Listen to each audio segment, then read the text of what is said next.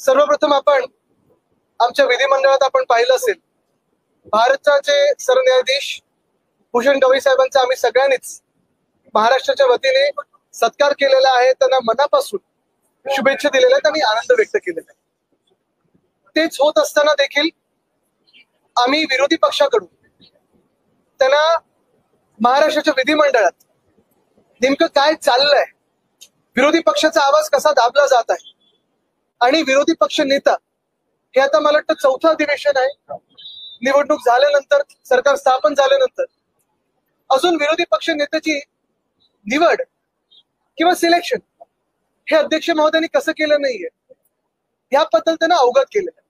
आम्हाला पूर्णपणे माहिती आहे की हा अधिकार अध्यक्षांचा असतो, पण ज्या देशामध्ये अल्पमताची सरकार झालेली आहेत, मग प्रधानमंत्री असतील, मुख्यमंत्री असतील, मेजॉरिटी नसताना काय तर 2 खासदार असताना देखील, 16 खासदार असताना देखील ते प्रधानमंत्री होऊ शकतात.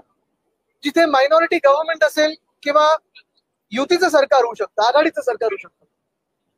तसंच आज परिस्थिती ही आहे की महाराष्ट्रामध्ये विधानसभेत जवळपास 250 ते 200 आमदार हे सत्ताधारी बाकावर असताना देखील सत्ताधाऱ्यांना विरोधी पक्षाची काय एवढी भीती वाटते की एक विरोधी पक्ष नेतेपद हे सत्ताधाऱ्यांना देऊ शकत नाहीत. हे पत्राद्वारे आम्ही अवगत केलेलं आहे. तसंच दुसरं पत्र अर्थातच शिवसेना उद्धव बाळासाहेब ठाकरे आणि राष्ट्रवादी काँग्रेस शरदचंद्र पवार साहेबांच्या वतीने दिलेलं आहे की आम्हाला अपेक्षा आहे की लवकरात लवकर हे जे काही एक संवैधानिक आपण पाहतोय गडबड झालेली आहे, 4 पक्ष 2 पक्षाच्या नावाने, मला वाटतं ही गडबड कुठे ना कुठेतरी आता शांत व्हावी.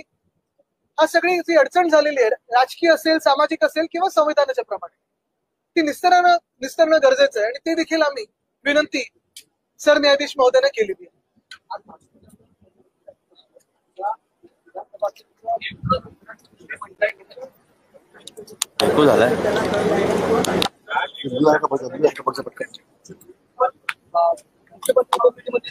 आता मंचावर जे बसले होते त्यांनी मार्गदर्शन किती घेतलं हे पाहणं गरजेचं आहे.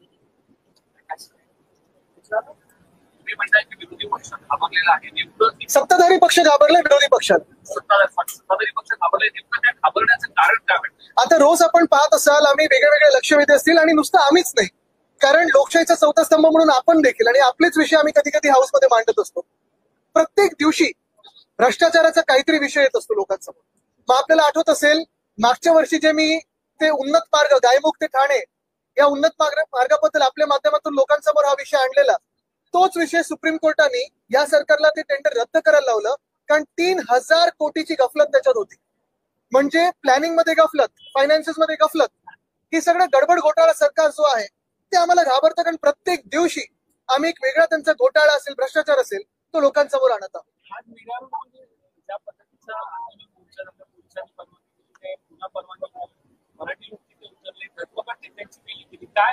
मला वाटतं आपण एक ह्याच्यात स्पष्टपणे पाहिला पाहिजे, कोणी मारहाण करणं वगैरे आम्ही त्याचं समर्थन बिलकुल करत नाही. ते वाद कशातून निर्माण झाले मला वाटतं ते आपण पूर्ण व्हिडिओ पाहून त्याच्यातून पाहिलं पाहिजे. कुठे कोणाला राग आला, त्याच्यातून वैयक्तिक काय झालंय का वगैरे, हा एक पूर्णपणे वेगळा विषय झाला. पण त्या दिवशी जसं एक मोर्चा निघाला होता काही विशिष्ट समाजाचा, तसं आज नेमकं मराठी माणसाचाच मोर्चा निघत असताना तिकडच्या पोलिसांनी एवढी धरपकड का करावी, कोणाच्या आदेशावर करावी, हे उत्तर स्थानिक पोलिसांनी आणि गृहमंत्र्यांनी राज्याचं देणं महाराष्ट्राला गरजेचं आहे. गेले 2-3 दिवस आम्ही सतत पाहत आहोत, म्हणजे त्याच्या आधी देखील मराठी विरोधी GR, सक्तीचा GR तो मागे घेतल्यानंतर ज्यांनी GR जाळला, अन्यायकारक GR जाळला, त्यांच्यावर केसेस टाकले गेल्या. मग एक कोणतरी भाजपचे उठून बोलतं की मराठी माणूस म्हणजे ते पहलगाम मध्ये आलेले अतिरेक्यांसारखे, त्यांची तुलना त्या पाकड्यांबरोबर केली. त्याच्यानंतर काल परवाकडे ते निशिकांत दुबे जे बोललेले आहेत. आता कालच मला वाटतं आपण पाहिलं असेल आकडे, महाराष्ट्र किती GST हे केंद्र सरकारला देतो, आणि जे आपण बोलतो ना दिल्लीची तख्त राखी तो महाराष्ट्र माझा, खऱ्या अर्थाने हा देश फक्त आणि फक्त महाराष्ट्राच्या फायनान्सेसवर चालतो. मग इतर राज्य आहेत त्याच्यात, मग प्रगत राज्यांमध्ये जर आपण पाहिलं तर तामिळनाडू आहे, कर्नाटक आहे, इतर राज्य देखील त्या पूर्ण तिजोरीमध्ये आपलं योगदान देत असतो. पण महाराष्ट्राचं जे योगदान आहे ते एवढं मोठं आहे, त्याच्या बदल्यात आम्हाला मिळतं काय तर महाराष्ट्रावर अन्याय भाजपकडून, केंद्र सरकारकडून अन्याय. जर तिजोरीत पाहिलं तर भोपळा आणि एक अन्यायकारक महाराष्ट्र विरोधी मराठी विरोधी सरकार हे भाजपच्या रूपात आमच्या डोक्यावर बसवलेलं. पूर्ण मराठी होते मग हिंदी.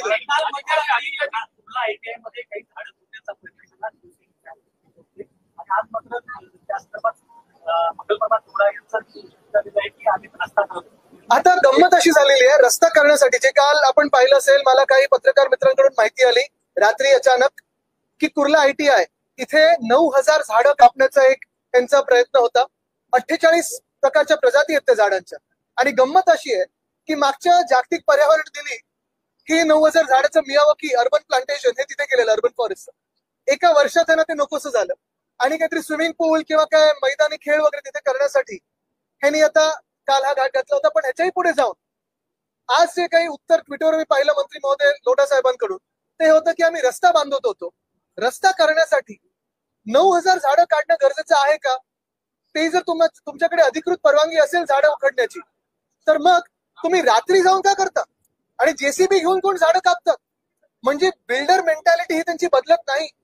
आणि दुसरं मग त्यांनी सांगितलं की तिथे रोहिंग्या घुसलेत. पहिली गोष्ट म्हणजे रोहिंग्या जर घुसले असतील तर जसं ट्रम्प बाकीच्या देशातल्या लोकांना जे इलिगल इमिग्रंट्स आहेत ते पाठवतात, तुम्ही हिंमत केली का तशी पाठवण्यानं रोहिंग्याला परत? दुसरी गोष्ट म्हणजे गेले 11 वर्ष केंद्र सरकार कोणाचं आहे? जबाबदारी कोणाची आहे? रोहिंग्या घुसले कसे? काल जाग आली का तुम्हाला की तिथे रोहिंग्या आहेत? म्हणजे तुम्ही सांगताय की केंद्रीय गृहमंत्री फेलियर आहेत, राज्याचे गृहमंत्री फेलियर आहेत, तुमचं सरकार फेलियर आहे. जर रोहिंग्या घुसले असतील तर तुमच्या केंद्र सरकारमुळे घुसलेले आहेत. पण मुळात रोहिंग्या या काढण्यासाठी किंवा रस्ता बनवण्यासाठी 9,000 झाडं काढणं ही गरजेची नाही आहेत.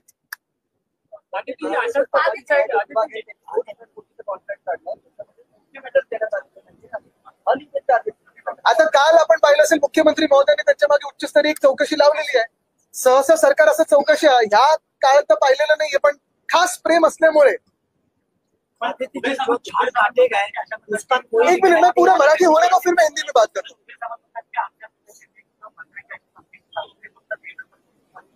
चांगलंय काय त्यांना त्या जगात राहू दे. त्याला बोलतात ना डिलुलू से बेस्ट सुलुलू.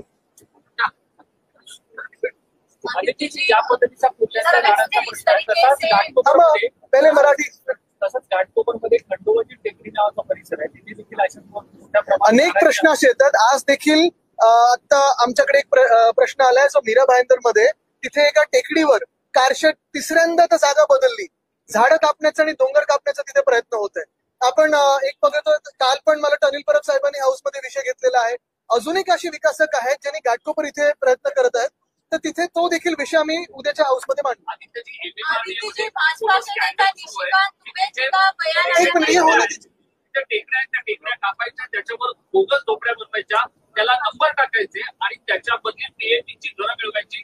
हे आपल्यापर्यंत काही पोहोचलंय का? त्याच्यावर काही त्याची जर माहिती असेल तर मला द्या, निश्चितपणे आम्ही हा विषय घेऊ. आदित्य जी, निशिकांत दुबे जी भाजपा के जो वरिष्ठ नेता है, उनका बयान आया है कि जितने भी महाराष्ट्रियन है वो महाराष्ट्र के बाहर आकर दिखाए.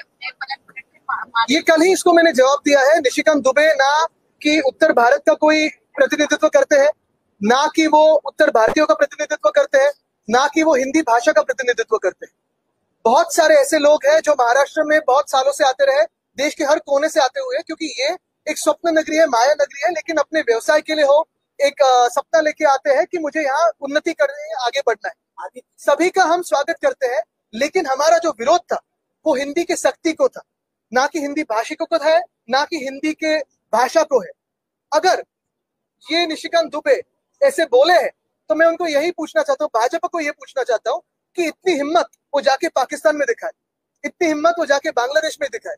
और इनका जो खेल है कि चुनाव बिहार का आ रहा है, चुनाव मुंबई का आ रहा है, इसके पहले हिंदी भाषिकों को मराठी भाषिकों से लड़ाए, ये खेल फेल हो जाएगा, ये पूरा विश्वास है. क्योंकि यही भारतीय जनता पार्टी का प्लेबुक है. जिस राज्य में जाते हैं वहां एक तो धर्म में या जाति में या समाज में या भाषा में कोई वाद विवाद पैदा करते हैं और फिर जीतने की कोशिश करते हैं. ये इनका प्लेबुक है, डिवाइड एंड रूल. लेकिन एक और चीज इसमें सबसे अहम है कि महाराष्ट्र के जो मुख्यमंत्री है उन्होंने यहाँ पोडियम पे आके ये कहना जरूरी है कि जो निशिकांत दुबे की राय है वो क्या भाजपा की भी राय है.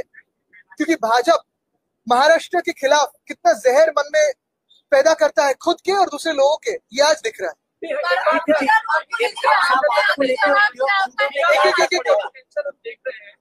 मुख्यमंत्री ने सुबह आके साफ कर दिया कि जो मांग रहे हैं हो सकता था, लॉ एंड ऑर्डर की सिचुएशन हो सकती थी, नकारा गया। लेकिन मोर्चा निकालने के रोका नहीं है, कोई भी मोर्चा निकाल। तो फिर कल नोटिस कौन सी गई थी? रात को इतने लोगों को अरेस्ट क्यों किया था? जो नेतागण है उनको अरेस्ट क्यों किया था? जो कार्यकर्ता है उनको अरेस्ट क्यों किया था? और हमारी तो यही एक मैं सोचता हूँ कि व्यू है, पर्सपेक्टिव है कि किसी भी हाथापाई का समर्थन हम नहीं करते। कोई भी हाथापाई ना करे, इस भूमिका के हम भी है। वो हाथापाई क्यों हुई थी, वो झगड़ा क्यों हुआ था, वो क्या वैयक्तिक था, वो क्या आम सड़क पे क्यों हुआ, इसका इन्वेस्टिगेशन अलग हो सकता है। लेकिन अगर कोई समाज उस दिन मोर्चा निकाल सकता है तो क्यों ना स्थानिक जो मराठी भाषा लोग हैं वो मोर्चा या अपनी जो बातें लोगों के सामने क्यों नहीं रख सकते? क्यों ऐसे ही होता है कि महाराष्ट्र में ही, हमारे घर में ही हम पे अन्याय होते जा रहे हैं? क्यों ऐसे भाजपा का रवैया? ये भाजपा बताए।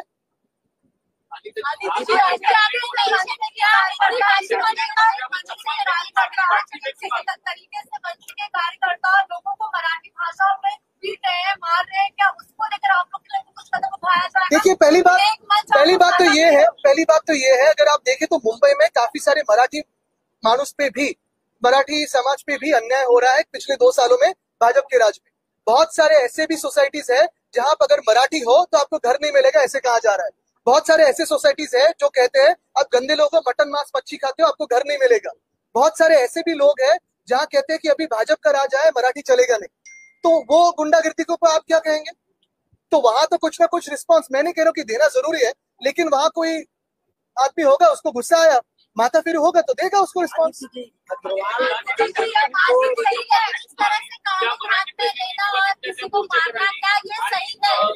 त्यांना तिने मुस्कान लावलं. हे संपूर्ण आंदोलन आता मराठी प्रेमींच्या हातात गेले, कोणत्या पक्षाच्या नक्की, आणि मराठी प्रेमींच्याच हातात असायला पाहिजे. परवा देखील आमचा कार्यक्रम आपण पाहिला असेल तर हा जो काही आम्ही साजरा केला तो आनंदोत्सव किंवा विजय मेळावा, तो ह्याचसाठी होता की जी सक्ती आमच्यावर करत होते त्याच्यासमोर आमची शक्ती जिंकली, आणि ती ही मराठी माणसाच्या एकतेची शक्ती होती.